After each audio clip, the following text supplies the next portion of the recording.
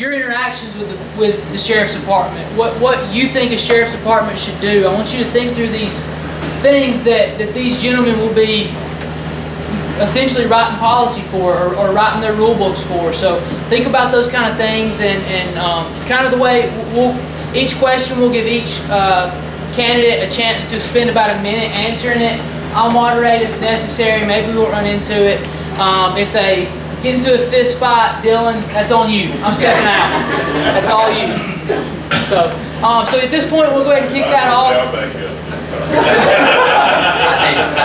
So we'll kick it off, and anybody in the audience that has questions, please go ahead, raise your hand, and we'll kick it off. Yeah, join us up here.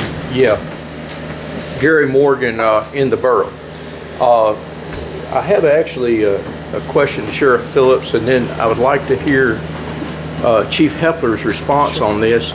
There's been some controversy within the state of Alabama about the food fund for the jail, also how other funds are used, such as the pistol fund.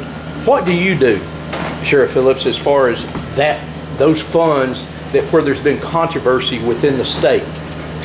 The funds from the food bill are in the bank. You never know from one month to the next how much the food bill is going to be. Just for instance, last month's bill was over $10,000. I received $9,000 from the state. You have to prepare for what can happen. And you get inmates in there on a special diet, you can't feed them for $1.75 like the state gives me. But because they're on a special diet, I don't get an extra quarter or extra penny to feed them.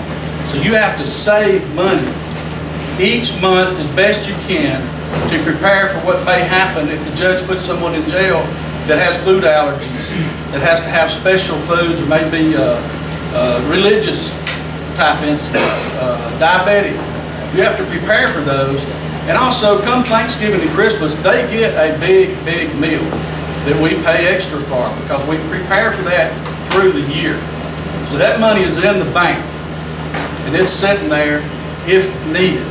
Now, according to state law, that is my money.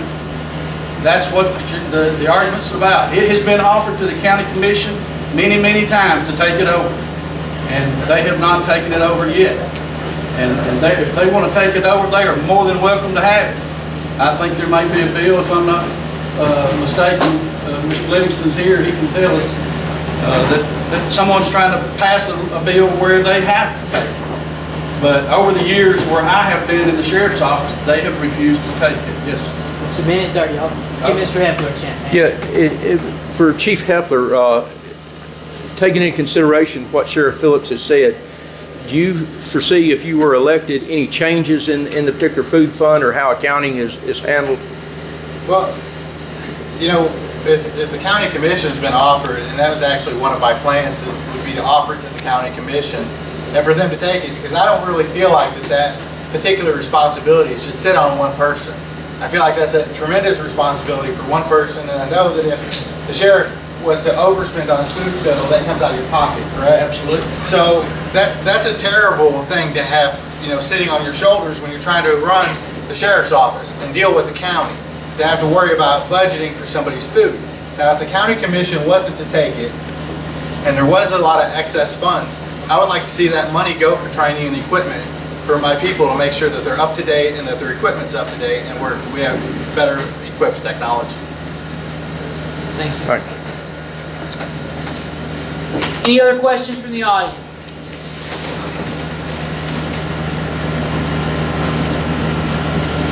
Chief Hepler, I keep hearing you say about training, kind of insinuating the sheriff's office doesn't get it.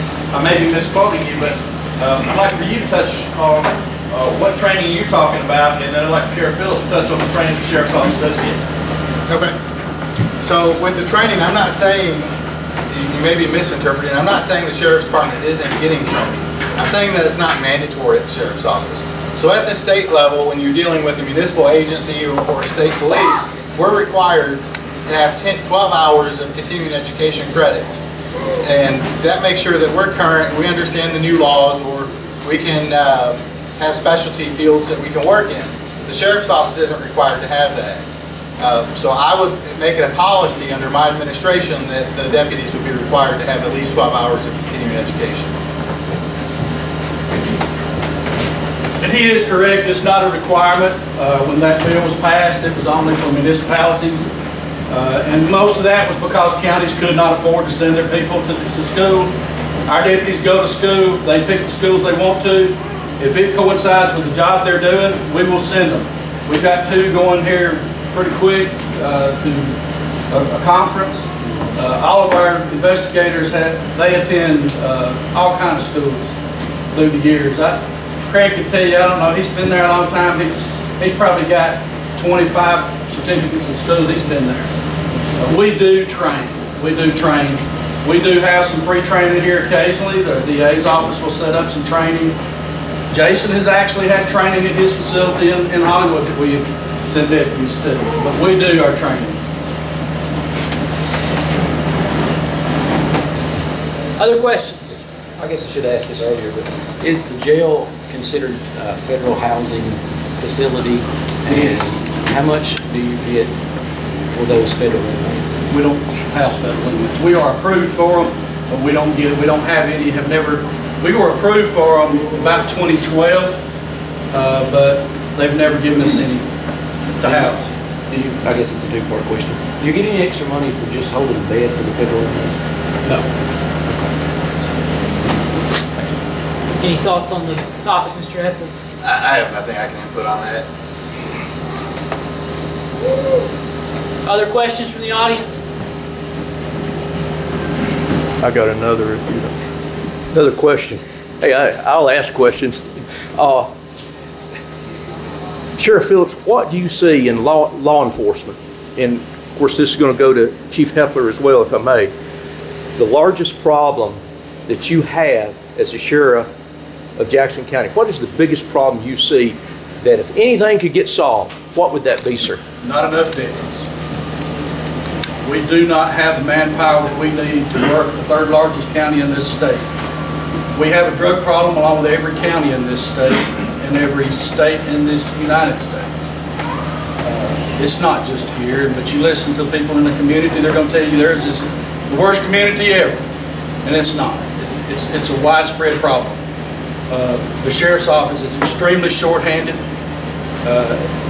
If every deputy is working at one given time, and 9 times out of 10 somebody's off sick, somebody may be on a trip to Anniston to pick up a juvenile, somebody may have to go Kilby to take an inmate, they may have to go pick up somebody for court. But anyway, you may have 2 to 3 deputies to work this whole county.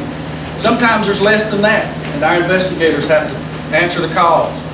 Rocky and I answer calls if necessary. We are extremely short-handed. As far as what the biggest issue is out in this county, it's going to be drugs just like it is everywhere else. Mr. Ethel? Now, is the question as what I see in Hollywood or as the county? So, well, both. From your perspective, it's important. You have a little bit different perspective, right. But you also work for the Jackson. I mean, you work with different law officers and agencies within. So, for your experience, you know, what you see. The biggest problem within our county, I'll just reiterate what the sheriff had said, it'd be our drug problem, you know, as far as the county as a whole. And in any agency within Jackson County, funding is a major issue. That's why we're all understaffed. Hollywood's understaffed. Scottsboro, I'm sure, is understaffed. And the county's understaffed. So it makes fighting this battle that we all see every day, it makes it hard. You know, it's an uphill battle. We hear on the radio, you'll hear deputies running all over the place. My guys will be running all over the place. And a lot of times we're just playing catch up. So it's hard to keep up with what we have when we don't have the manpower for it or the funding for it, you know, for that matter. So. Thank you. Got a question in the back. Yes, sir. Do y'all serve coffee at the jail? And if so, do y'all buy it from a local source? We serve coffee at the jail, but we do not have to because it has no health values. It's not Pine Brothers. I beg to differ. Pine Brothers coffee is fine. But if you tried 200 people that wanted coffee and you didn't serve it to them, you're going to have a riot on your hands. Yeah. Yes, we do, and we buy it from the big distributors. How about at Hollywood? Y'all serving good coffee at Hollywood? Well, we have a Keurig, so we serve really good coffee. Uh-oh, Sheriff. We got K-cups. Other questions? Tyler? Currently, there's Senate Bill 3 down in Montgomery. I'm not actually sure the status, but it's been debated for the last couple of years about doing away with the need for a permit, or at least, you know, to have a loaded firearm in a car. And I was wondering if either one of y'all would ever be open to support that, or just what your thoughts were on that. You know, I'm for the Second Amendment, don't get me wrong. But let me tell you what's going to happen to Jackson County Sheriff's Office if you do away with pistol permit and you don't have that $120,000 a year coming in. We're going under. Because that's $120,000 that any one of these commissioners right here tell you they don't have. And we buy patrol cars with that money. We put blue lights on them with that money. We stripe them with that money. We put radios in them with that money. We buy our portable radios with that money. We pay for our CAD system each year. We have a maintenance fee that we have to pay of $5,000. We pay for that out of that money. Anything we need that the county commission does not fund us for comes out of that money.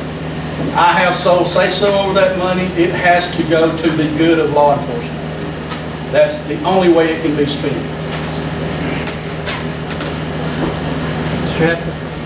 I think that if the question was, should we require a pistol permit to carry a vehicle in a car, I don't believe that we should, okay? Because I believe that a car should be an extension of your home. It's your private property.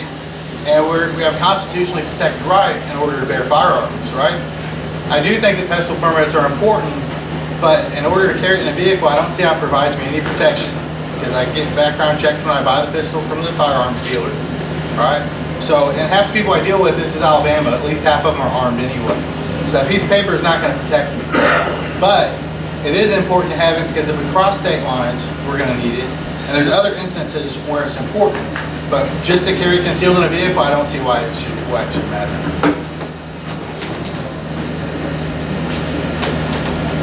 Other questions?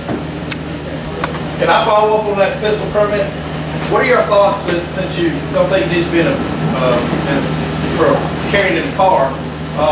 Do you think that crime is ever stopped by arresting somebody for carrying a concealed weapon before it happens? Because someone doesn't have a pistol permit, do you see where that might happen sometime? And Sheriff, what are your thoughts on that also? In other words, if you have somebody, you stop somebody that's on their way to commit a crime, and you find out they've got a pistol, they don't have a permit, you put them in jail, technically you've stopped that crime. Would you not say that? Yeah, I mean, that's a very plausible, what if?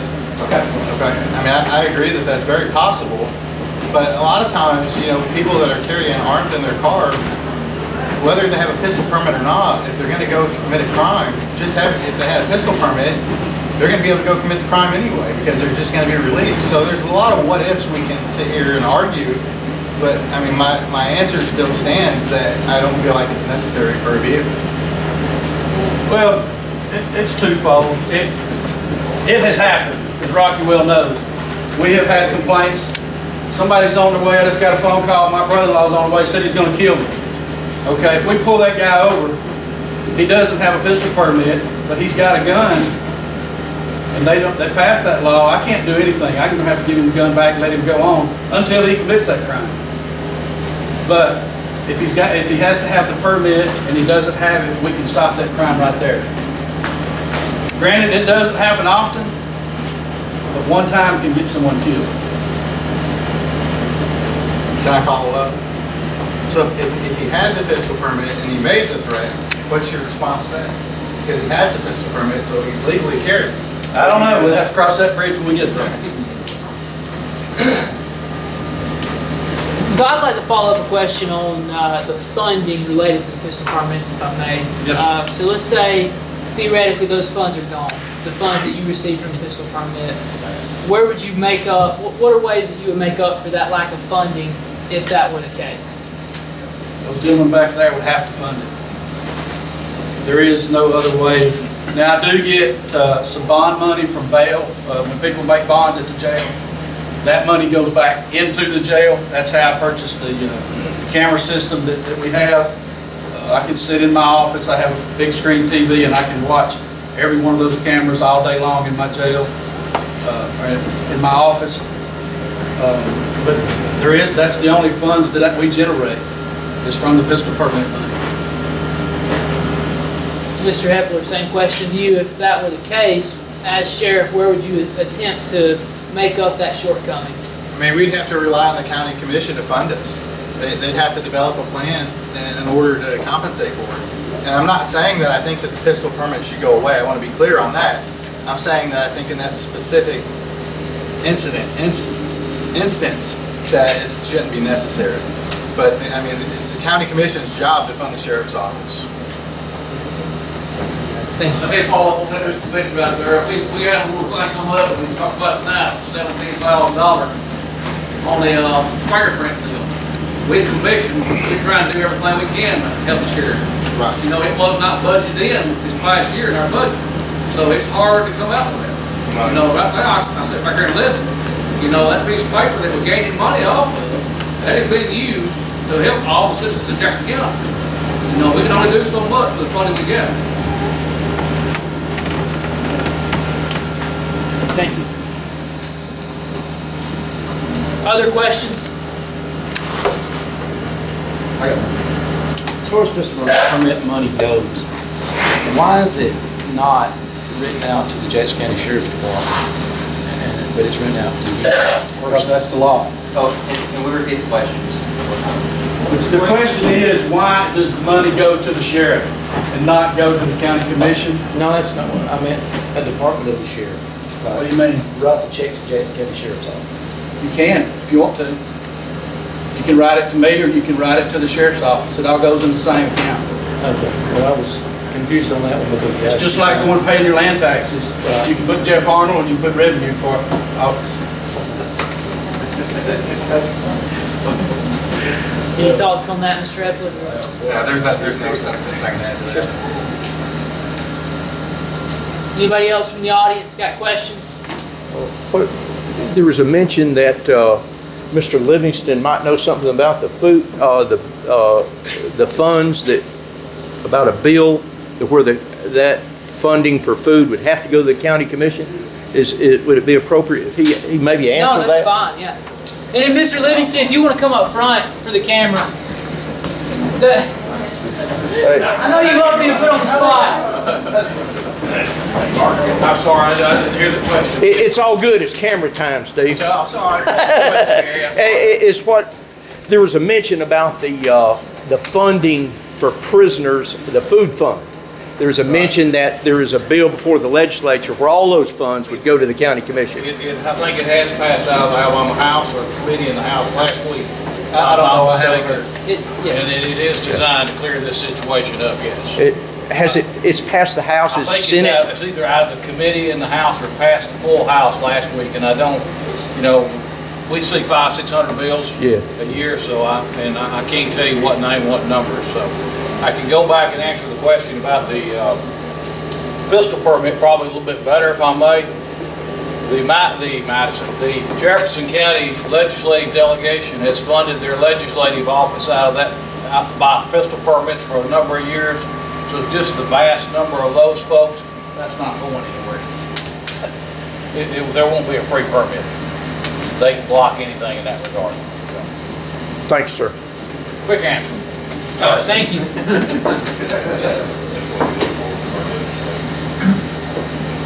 What else we got out there? Who else has questions? Okay. Senator Livingston said, I believe that money's going back into the county commission for the food. So then, what's the interplay between the county commission and the sheriff to feed those prisoners now? How would that We'll have to see what the rules are, but you know, when that happens, I'm sure I'll still be responsible, but they got to understand if it goes over what they get, it comes out of their budget too. So just like when he said it comes out of my pocket, he's talking about my wife in my pocket, not any department, any fund in the sheriff's office. He's talking about my personal bill fund. So if we go over budget because of one of these special diets or whatever, somebody's in there for a long period of time, then the county commission, it comes out of their general fund, probably, whoever, how they set it up. Did legislative folks, did they come to the state sheriff's department or the association to ask their input on that? They didn't tell me, I don't know. You know, they may have talked to some of the other sheriffs. I have no idea. Hey Chuck, has it ever gone over? Have you ever had to ask the county commission to help with the food fund? No, it comes out of my pocket. Or have you ever had to pull it out of your pocket? No, I'm not intending to do that. Okay. Well, Mr. Hepler, any thoughts on that question? No.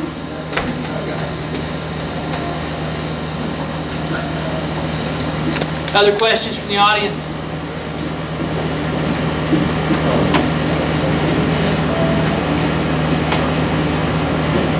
Nothing else?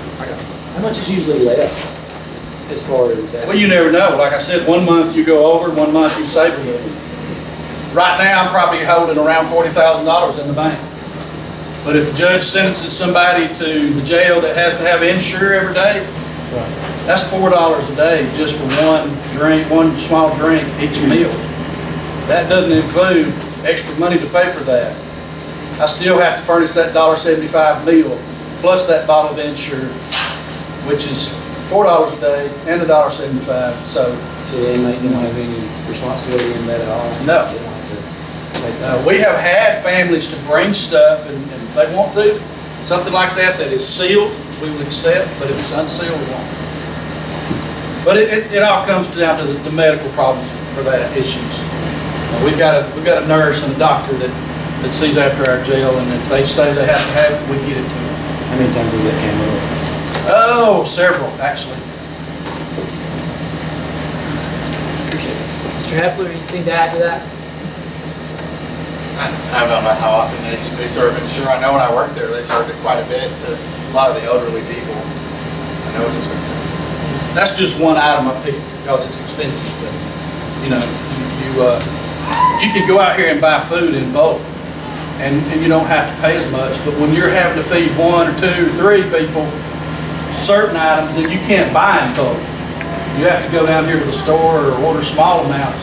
Then you pay more for it. Other questions? I got one. Get back to the pistol permit. In your law enforcement endeavors, have you ever pulled somebody over and they had a weapon in the car and you took them to jail not having a permit? I believe one time. Just one. I believe so. How many vehicles have you stopped that had a weapon that you let go? That had a weapon that I let go? Right. Plenty. Plenty? Is that plenty? Yes. It's not illegal to have a firearm. I mean, under the law, it might be, you know, that they have to have a pistol permit, but it's a constitutional right for people to have a firearm. So you're saying a person's vehicle is an extension of their residence of their person? Of their person. Of their person. Right. So while it's law in Jackson County, are you going to enforce that law? Your sheriff? Or are you going to let everybody go just because they got it? Well, we have to enforce the laws, right? Exactly. But there's a lot of discretion that's involved in enforcing the laws as well. Well, I just want to know where you stand. I mean, I'm kind of curious because every weapon that I found in the vehicle that I stopped, they didn't have a permit for it. They didn't have it. Because it's law. You ain't got a permit? You think I'm gonna let somebody come to my courthouse with a weapon? And they ain't got a permit for it? What's gonna happen? So, somebody buys a pistol from the gun store, and they just have their background check, and they have to drive in their car to get that pistol home. And you happen to stop them on their way home from where they just purchased the pistol, where they legally purchased the pistol. You're going to put them in jail for transporting their pistol home? They got a permit for it? They don't have to have a permit to purchase. Is the question to me, does that man have a permit? No. He bought that weapon? That's the question. He doesn't have it, he doesn't have a permit. Yeah, I'm going to take it. He should have got the permit before he went to purchase the gun. And most people, they do a background check, that's where we do it. They get a pistol permit, they do will happen. Right. That's in the back. But in Alabama, we have open carry. So people can walk around and carry their firearm anywhere they want. Okay, let's get to open carry now. So, I'm walking around. If I may, can I give Mr. Phillips a chance to respond to the first part of that question? I don't have anything to say. Okay, sorry, go ahead. Okay. I'm walking around under Alabama open carry law. Okay? Yeah, just leave. But once I sit down in my car, can you see that button? No, you can't. You see what I mean? I understand. I'm out there every day. I understand that. Even though you're carrying open carry, you sit down in the vehicle, it's concealed at that point. So don't you think you ought to have a concealed weapon permit? I don't believe it should be necessary in a car. I don't think there's anything that's going to change my mind on that. Mr. Phillips? Whatever the legislative sessions pass, we'll support it and we'll enforce it, whatever it is. Thank you for the question. Ma'am? Yes, has anybody ever took it to federal court to, to overturn, you arresting them, as the Constitution says? No, I don't know. I've not been involved. I was involved with a guy in an argument, and he took it to federal court and he won. So that's what I was asking, if you guys have because they would rule in his favor. Not in the 36 years I've been doing it, I've never encountered But in that. Dartmoor, they did, they took it down to the south, they won. The guy, they gave him back his pistol, gave him back his time he spent in jail, they gave him his money for his bond and his vehicle back, and offered him a Well, there's always two sides to the story. Exactly. Mr. Heffler, any thoughts on the question? No. Thank you. Any other questions? Just a question of clarification here. You may, if I'm not mistaken, y'all correct me if I'm wrong on this now, you may transport a firearm in a secure compartment such as your trunk, unloaded with ammunition separate legally. Am I correct on that? Without a permit, yes, sir. Without a permit, you can transport. If you have that permit, you can carry it up front and load it. Okay. That's what I wanted to clarify here. The difference between transporting a newly purchased weapon, or a weapon, for instance, if you're going through a shooting range, a shooting engagement out of state, there's a proper form and fashion in transporting that weapon. That's, if I'm not mistaken. I don't know what the other state laws are, but Alabama, you can keep it in a locked compartment, out of reach of the driver, without a permit. It'd be perfectly legal. Thank you. Other questions? This stuff's all done to you. Is either one of you giving any thought to community corrections? Do you have any objection to change the current process, the way it's being done right now? That's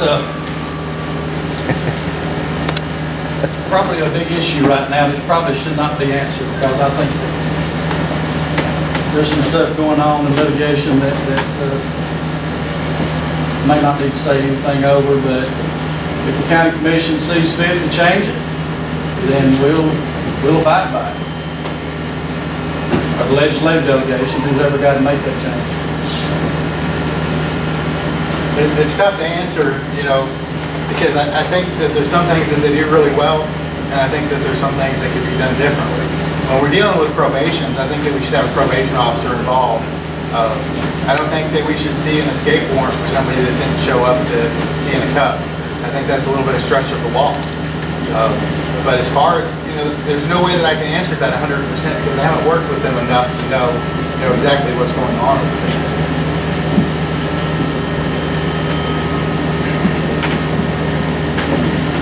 Other questions?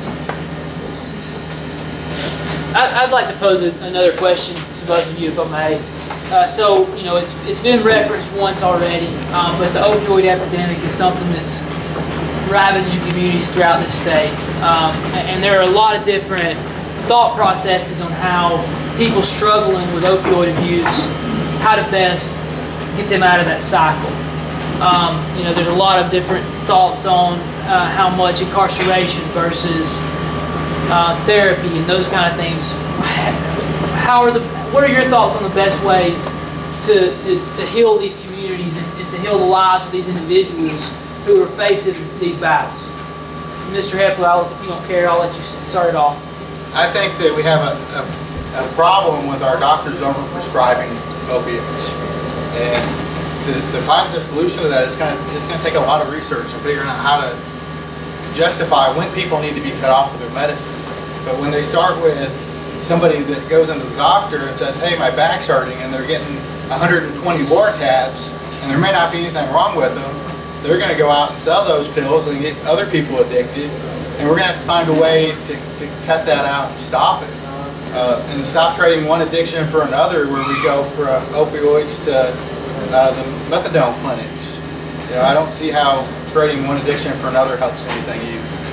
But we need to really focus on how many prescriptions our doctors are writing.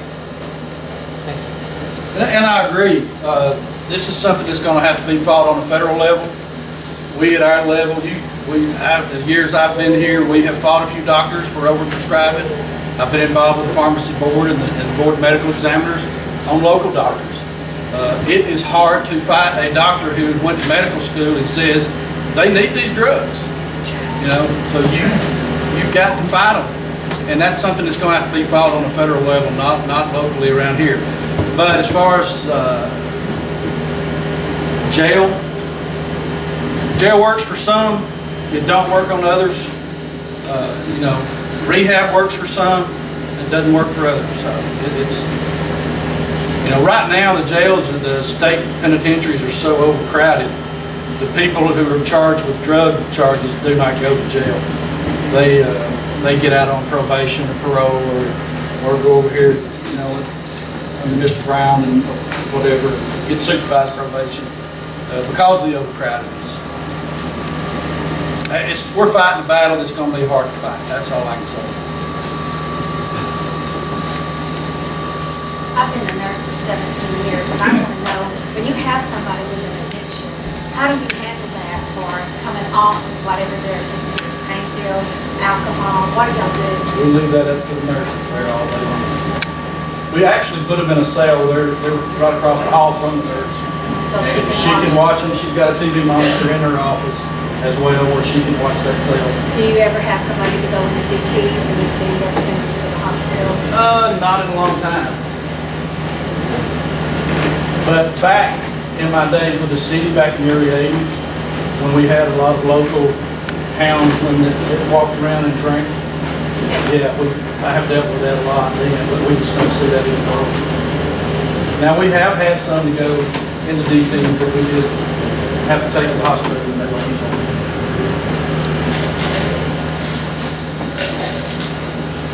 Mr. Hepler, anything to add to this? No, I think that the observation of the nurse is really the best that anybody can do at a jail level. You know, having somebody that's trained in the medical field to watch and make sure. And I'm sure that the nurse would detect if something bad was going on to send them to the hospital. Thank you. Other questions from the audience? We got plenty of time, so if y'all got questions, ask them. I'm going to ask an easier one. Sheriff Phillips, I know this is the first time you ran as a Republican, and so I guess I just kind of want to hear both of you guys' Republican story, you know, like why the Republican Party for both of you. Well, you're right. I ran as a Democrat in 2010. In 2014, I did not have an opponent. The state Republican Party leader came to my office and sat down and tried to get me to change then. I wish I had. Okay? I did. I made a mistake. This last presidential election, you had a lot of Democrats that switched over to Republicans, I promise you. That's where the landslide came from. Rocky has been a Republican ever since day one, and that was one of the first things he told me when I hired him. He said, you know, I'm a Republican. I said, I don't care. But in our years of working together, he says, you know you're more Republican than Democrat, don't you? Just from my views that I had working together. Yes, I switched parties, and I believe in the Republican Party, and that's the way I will stay from now on. The Democratic Party they went crazy. That's all I can tell you. They went crazy. So I was raised conservative. I grew up, my parents were Republicans, and the values that they instilled in me are the values that I've got my whole life.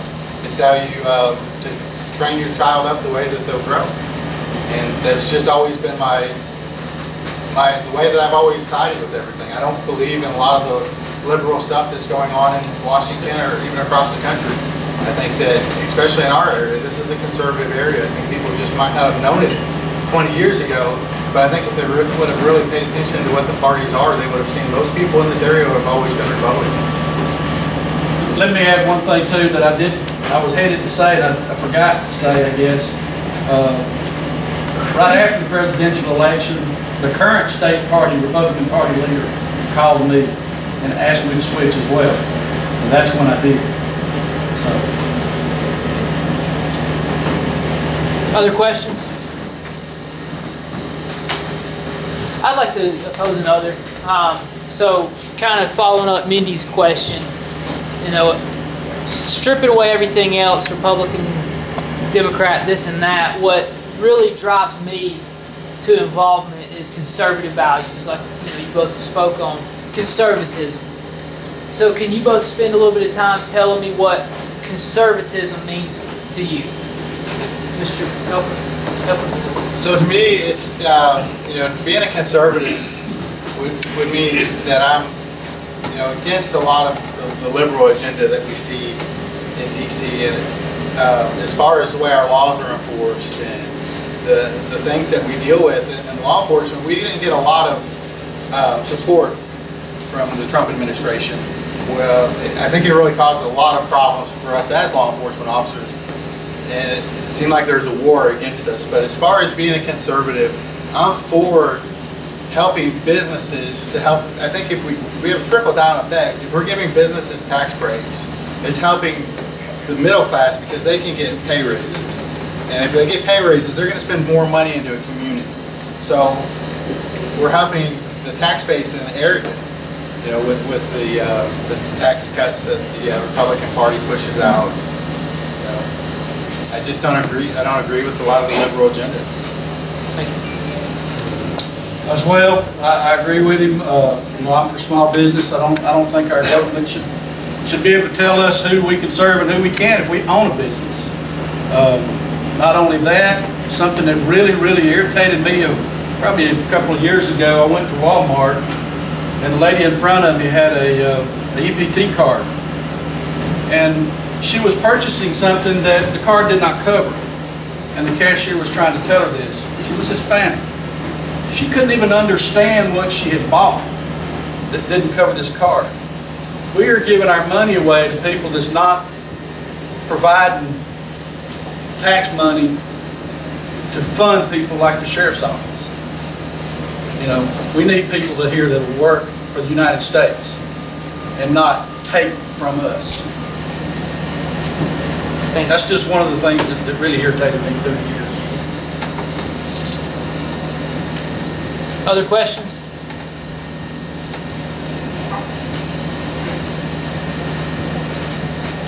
Going once? Going twice? All right, another question. Why should I vote for you, Jason Helper, for sheriff, and then the same thing to Chuck Phillips? So, we've seen a lot of the same things over the last 30, well, I can't say 30 years because I haven't been here, I'm not from here. But I'll bring something different to the sheriff's office. I'll bring my ideas and my opinions and a new set of eyes looking at things that maybe haven't been there the entire time. So when I look at stuff, I'm going to see it differently, and I'll see a different way that things can be done. I feel like I can push the sheriff's department forward because I'm not stale in the sense that it's what I've seen for so many years. I'll develop new plans and new policies that will help the sheriff's department grow. You heard my opening speech. I've been doing this since 1982. I have started at the bottom. I have worked my way all the way to the top. And the day I started I knew that I wanted to go to the top. So I worked 28 years to get there. I have been chief investigator for 16 of those years. I've worked almost every crime you could imagine and been involved in it, supervised it. I know what needs to be done. I've worked with the current county commission. I've worked with other county commissions, and we've gotten along really well. Have we argued? Absolutely. Have we disagreed? Absolutely. But we solved our problems without any fighting or big arguments. But mainly is my 36 years of experience of what I've done in public service. That's a lot. I've done a lot. And I can't tell you that I've seen everything, because I learn stuff new all the time.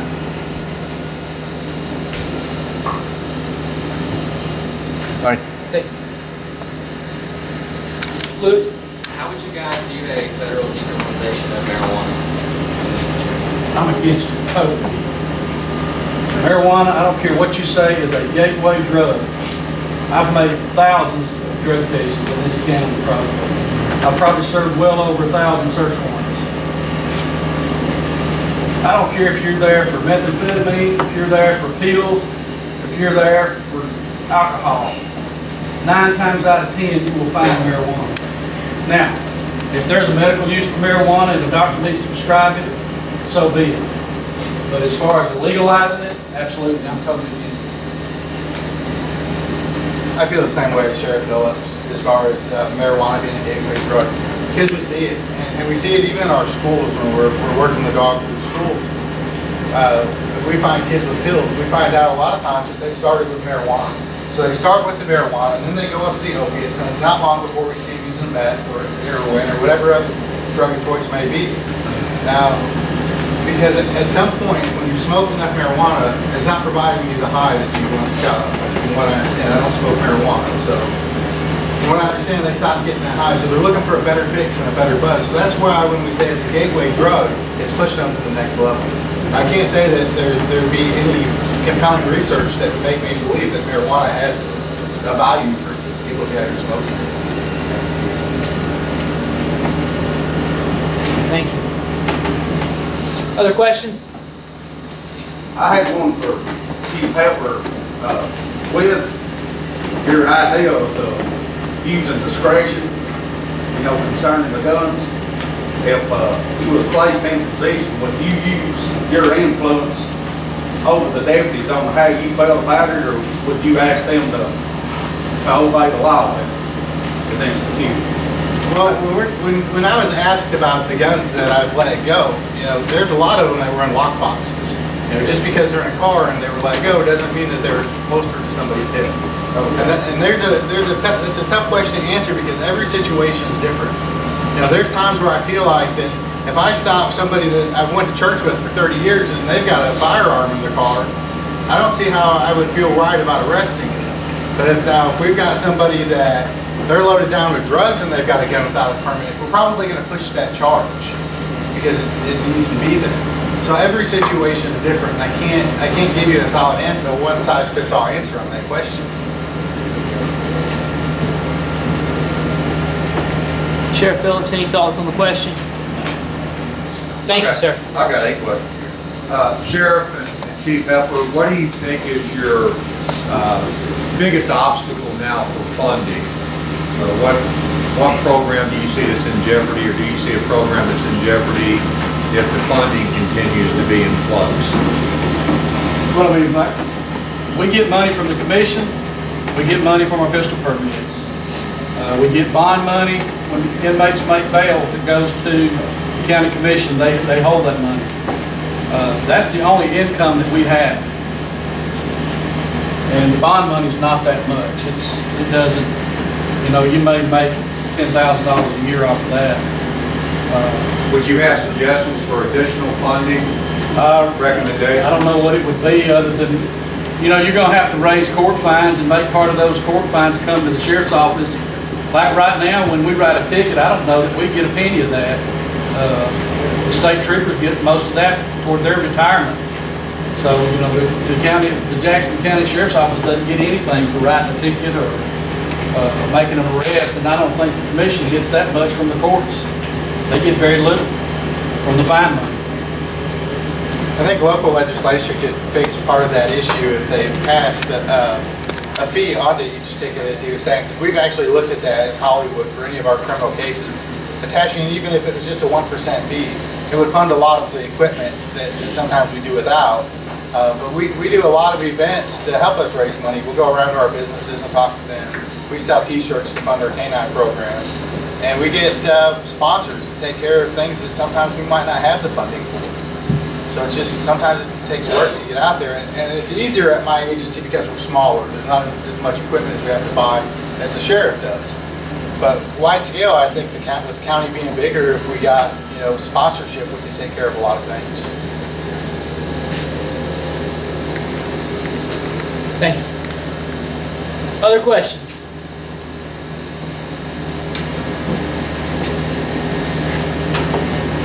Going twice? Sold. Skipped it. Skipped the first one. Thank you, both of you gentlemen.